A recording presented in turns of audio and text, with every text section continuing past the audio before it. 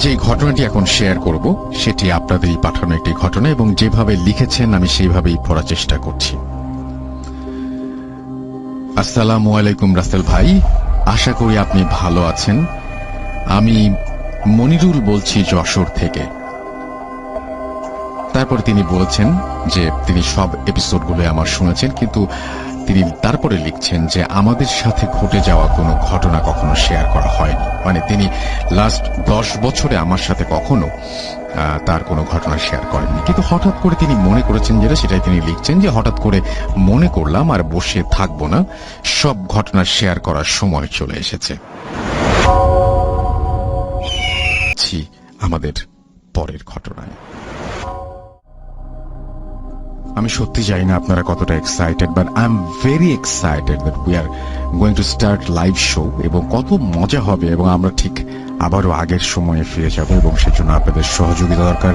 যারা যারা স্টুডিওতে আসতে চান সরাসরি চলে আসবেন, লিখবেন আমাকে, এবং আরো অসংখ্য মেইল চাই। আর যারা শুনছেন তাদের মধ্যে অনেকেই আছেন যে আরো অনেককে জানাচ্ছেন, যারা জানাচ্ছেন না তারা সবাইকে জানিয়ে দেবেন যে ভূত.com কোথায় হয়, আমি এখন কোথায় শো করছি। যদি সবাইকে আরো বেশি বেশি করে জানিয়ে দেন তাহলে আসলে এই শোটা আরো অনেক বেশি বিস্তৃতি পাবে, এবং আমরা সেই জায়গাটাতে হয়তো আরো বেশি ভালো করতে পারবো। আমি চলে যাচ্ছি আমাদের পরবর্তী ঘটনা। এই ঘটনাটি লিখেছেন আমাদের একজন লিসেনার, ইংলিশে লিখেছেন, সো পড়তে একটু কষ্ট হবে, বাট আমি পড়ে শোনাচ্ছি। যদি কোনো ভুল হয় তাহলে ক্ষমা করবেন। আসসালামু আলাইকুম রাসেল ভাই, কেমন আছেন আপনি সেটা জিজ্ঞেস করব না, কারণ আমি জানি আপনি সব সময় ভালোর দলে আছেন এবং ইনশাআল্লাহ থাকবেন।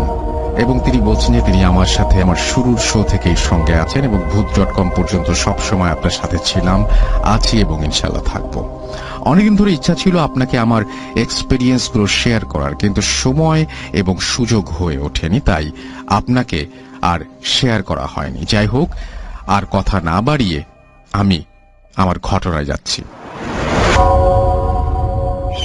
আপনি দেখেছেন একটা সম্পূর্ণ অপরিচিত মানুষকে, তারপর আপনি যে ঘটনার মধ্যে দেখেছেন যে আপনি একটা অন্ধকার রুমে প্রবেশ করেছেন, কেউ আপনাকে গলায় কিছু একটা পেঁচিয়ে মেরে ফেলারও চেষ্টা করেছে। কি অদ্ভুত না ব্যাপারগুলো।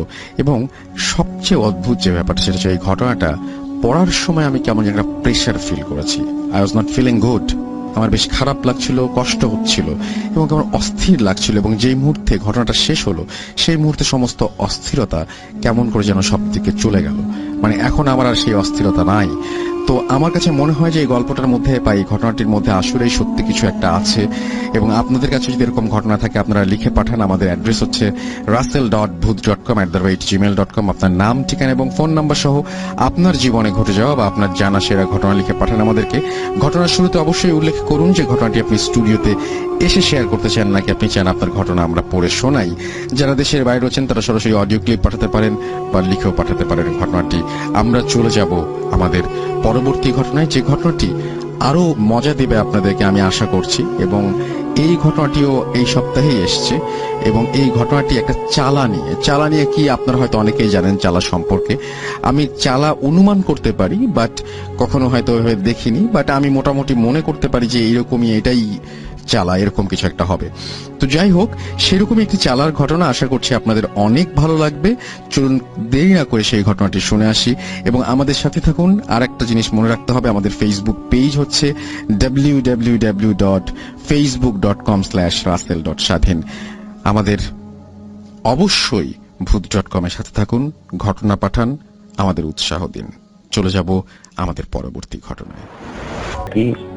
বাট আসলে এই ঘটনাটার আমি কোনো ব্যাখ্যা খুঁজে পাই না যে কেন মেয়েটাকে শুধু আমি কেন দেখলাম আর কেউ দেখলো না। আর মেয়েটা ওইখান থেকে বা হঠাৎ করে কোথাও উধাও হয়ে গেল, দেখতে দেখতে সামান্য একটু অন্ধকারের মধ্যেই উধাও হয়ে গেল কিভাবে, ব্যাপারটা আসলে আমি কোনো ব্যাখ্যা খুঁজে পাই না। বাট এখনো আমার কাছে মানে চোখের সামনে ভাসে, ঠিক ওই জায়গাটাকে আমি দেখতেছি, আমি তার পিছন পিছন ফলো করে যাচ্ছি, সে আমার চোখের সামনে থেকে একটু অন্ধকারের মধ্যে উধাও হয়ে গেল। তো এই ছিল ঘটনা। ভালো লাগলে শেয়ার করবেন। আসসালামু আলাইকুম রাসেল ভাই, আমি দিনাজপুর থেকে আতিক বলছিলাম। আজ আমি যে ঘটনাটি আপনার সঙ্গে শেয়ার করবো এটা আমাদের গ্রামেরই একটি খুবই প্রচলিত ঘটনা। তো ঘটনাটি ঘটে 1980 সালের দিকে। আমি এটা আমার চাচুর মুখ থেকে শুনেছি, যিনি তার দাদা বয়সী কোনো একজন মুরব্বীর কাছ থেকে শুনেছিলেন ঘটনাটি আর কি। তো তার আগে বলে নিই, আমাদের গ্রামটা হচ্ছে দিনাজপুরের পার্বতীপুর উপজেলার আটরাই নাম গ্রামটির, এবং ঘটনাটি ঘটে আমাদের যে গ্রামের বাড়ি, সেই গ্রামের বাড়ির সামনে, একদম মানে বলতে গেলে ঠিক সামনে আর কি। একটু ব্যাকগ্রাউন্ডটা বলে নিই, আমাদের গ্রামের বাড়ির বাসাটার সামনে বেশ বড় একটি উঠান আছে, উঠানের সঙ্গে একটি লাগোয়া রাস্তা আছে। তো ঘটনাটি বেসিক্যালি ঘটে ওখানে। তো চলে আসছি ঘটনাতে। 1980 সাল, স্বাভাবিকভাবে কারেন্ট নেই। তো তখন যেটা হতো যে আসলে মানে এখনো এটাই হয়, গ্রামের মানুষ একসঙ্গে নর্মালি অনেক বিভিন্ন বাসার লোক একসঙ্গে চলাফেরা করতেন আর কি। তো এরকম একদিন খুব গরম পড়েছে, গ্রীষ্মকাল। তো আমাদের ঠিক উঠানে এখনো আছে ওই আপনার বেত দিয়ে তৈরি বেঞ্চের মতো অনেক বড় কিছু, আমরা ওটাকে টং বলি। তো ওই টং ছিল, তখন অনেকগুলো টং ছিল। তো উঠানে একদম কোনায় টং ছিল একটি, এবং টং এর সঙ্গে লাগাও একটি অনেক বড় কৃষ্ণচূড়া গাছ ছিল। তো গাছটা অনেক বড় হওয়ায় এবং গাছটি অনেক পুরাতন হওয়ায় ওই গাছের নিচেই হচ্ছে বেসিক্যালি টংটা করা হয়, যেন ওই ভালো শেল্টার পাওয়া যায় আর কি। তো যেদিনকার ঘটনা, ওই দিনও খুব গরম ছিল। তো গ্রামের মানুষ সব একসঙ্গে থাকে।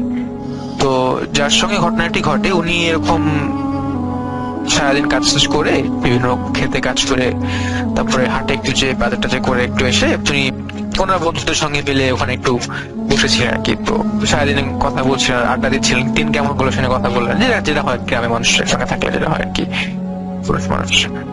তো ওনারা প্রায় 8 জন 9 জনের মতো ছিলেন, টং এর উপরে বসে আছেন। তো যার সঙ্গে ঘটনা উনিও ছিলেন ওখানে স্বাভাবিকভাবে। তো উনি আছেন ওখানে। তো এরকম কথা বলতে বলতে যখন ওনারা এসে বসেন, তখন আনুমানিক বাজে হচ্ছে রাত 8টা 9টা। তো যেহেতু খুব গরম, কারেন্ট ছিল না, বাইরে সবাই বসে আছে, বাতাস খুব সুন্দর, একটু অবাক হয়ে গেলেন যে এখন তো রাত আনুমানিক 2-3টা বাজে।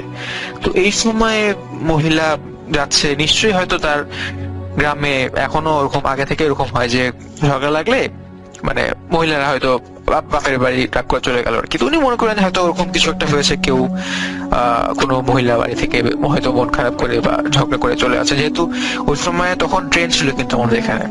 তো ট্রেনটা বেসিক্যালি আপনার 3টার সময় ট্রেন ছিল। তো ট্রেন উনি ভাবলেন যে হয়তো ট্রেন ধরতে বেরোচ্ছে, কেউ হয়তো কোনো মহিলা হয়তো যাচ্ছে আর কি। তো উনি একটু চেষ্টা করলেন যে দেখার যে কে আসলে, কারণ গ্রামের তো সবাই সবাইকে চিনে, খুব ভালো মতো চিনে। তো না, বুঝতে পারলে না, ওরা খালি মনে হচ্ছে ঘোমটা দেওয়া, গায়ে অনেক অনেক বেশি মানে অতিরিক্ত অত্যাধিক মাত্রায় গহনা ছিল, যার জন্য কিন্তু আলো মারছিল। তো মানে অত্যাধিক গহনা দিয়ে হেঁটে যাচ্ছে। তুমি একটু অবাক হয়ে গেলেন এবং প্রথমে অনেকবার ডাকলেন, মানে আঞ্চলিক ভাষায় ডাকলেন যে কে ওখানে, কেন যাচ্ছেন, কি সমস্যা, কোথায় যাচ্ছেন, এত রাতে কোথায় যাচ্ছেন। তো উনি আসলে না মানে প্রথমে অতটা গ্রাহ্য করেন এত রাতে কে যাচ্ছে।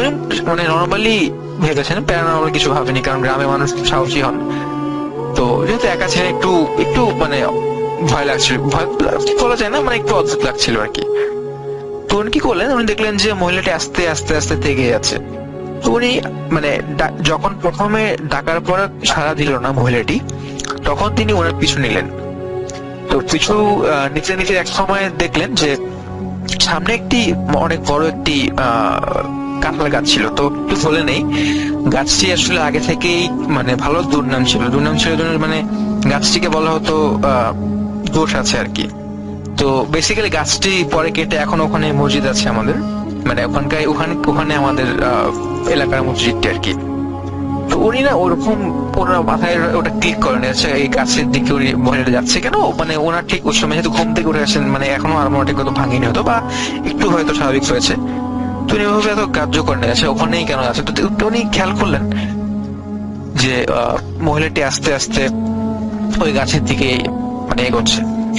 তো উনি এবার একটু গতিটা বাড়িয়ে দিয়ে, মানে মহিলার থেকে হয়তো ভালো ডিস্টেন্সে ছিলেন, এবার একটু মানে যখন দেখলে মহিলা অনেক টাকা পর শুনছেন না, উনি মোটে না জানি কি নাকি সমস্যা হয়েছে, একটু দেখি সাহায্য করি। তুমি একটু গতি বাড়িয়ে মহিলা একদম কাছে চলে আসে, এবং তখন খেয়াল করলেন মহিলাটি গাছে একদম ওই কাঁঠাল গাছে একদম কাছে চলে আসছে আর কি। তো উনি মহিলাটাকে কাছে এসে জিজ্ঞেস করলেন, আচ্ছা আপনার সমস্যা কি, কথা এত করে ডাকছি শুনছেন না, কি সমস্যা একটু বলেন। একটু উত্তরালে ওনার সম্বিত ছিল, তো উনি খেয়াল করেন যে কেউ হেঁটে আসছে দূর থেকে। তো উনি টর্চ মারে দেখেন যে হচ্ছে একজন মহিলা হেঁটে আসছে। তো উনি একটু ভালো করে তাকাতে যে দেখেন যে হঠাৎ করে মহিলাটা 15 থেকে 20 ফিট থেকে একদম 2 থেকে 3 ফিট কাছে চলে আসে। তো উনি এবার খুব মারাত্মক ভয় পেয়ে যাচ্ছেন, চিন্তা করেন আচ্ছা 15 থেকে 20 ফিট থেকে কিভাবে হঠাৎ করে 2-3 ফিট কাছে চলে আসলো।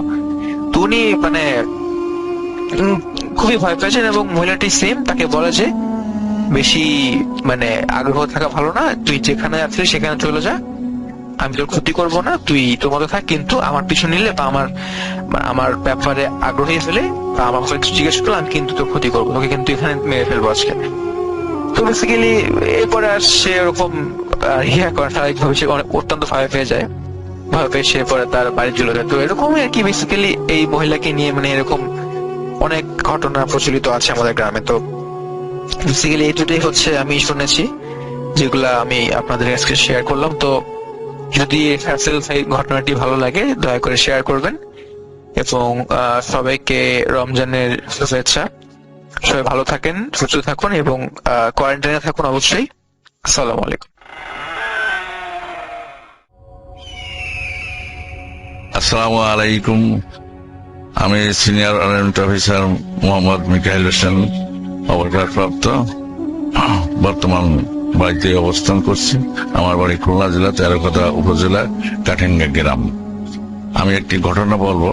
ঘটনাটা হলো 1986 সালে। আমি তখন চাকরি করতাম সাভার ক্যান্টনমেন্টে একজন সৈনিক পদে। তো ওখান থেকে 10 দিনের ছুটিতে আমি নাইট কোর্সে রওনা দিলাম। নাইট কোর্স না এখন সঠিক মনে নাই ভালোভাবে। তো খুলনা এসে পৌঁছালাম রাত্রে 8টার দিকে। পৌঁছানোর পর আমি এখন সিদ্ধান্ত নিলাম যে কি করা যায়, এখন আমি বাড়িতে যাব না এই মুহূর্তে কোনো হোটেলে থাকবো বা কোনো আবাসিক হোটেলে থাকবো, চিন্তা ভাবনা করলাম। তখন এত আবাসিক হোটেল খুলনাতে অবশ্য ছিল না।